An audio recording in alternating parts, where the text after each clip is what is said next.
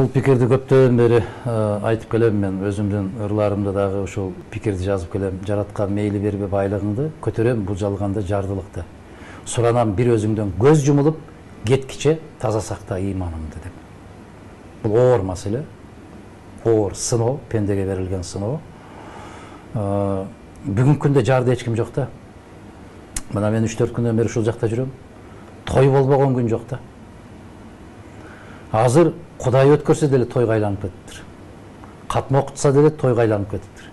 Кыз узатса дагы той, кыз келин алса дагы той. Аябагандай кат. Бардыгыбыз тойду да. Көйдөн тойбой атат. Жана сөзүбүздүн башында мен айттым. Бирөө денесин машыктырат экен дагы, бирөө ички дүйнөсүн машыктырат экен. Биз тилекке каршы бүгүнкү күндө ички жан дүйнөгө көңүл бурбай, сыртыбызга гана көңүл буруп калдык да. Байкайсызбы? Укмуштуудай үйлөрдү кургандагы кирип чыккан киши жок. Кошуна кошунага кирбей калыптыр.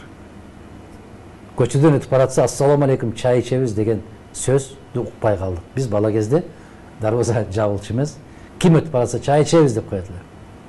Анысы эшикти какпай кирип келет эле. Отурасыңарбы деп коюп.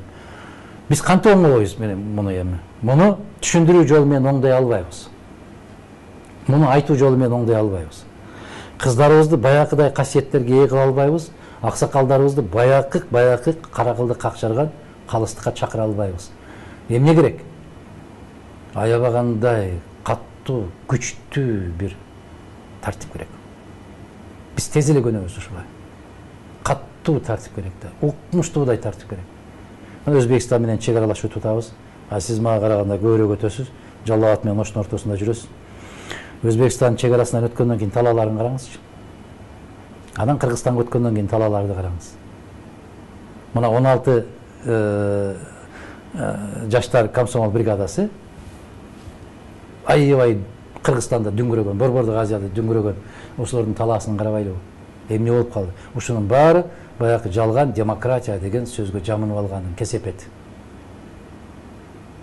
Эми биз ошого кайтышыбыз керек. Мен 15-жылкы шайлоодо айттым эле, артка кайталы.